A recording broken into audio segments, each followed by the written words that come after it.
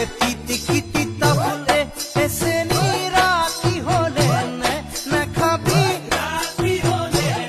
নে খাবি তা কেন হই বুঝিছে হ এ যৌবন থাকে মানে এসে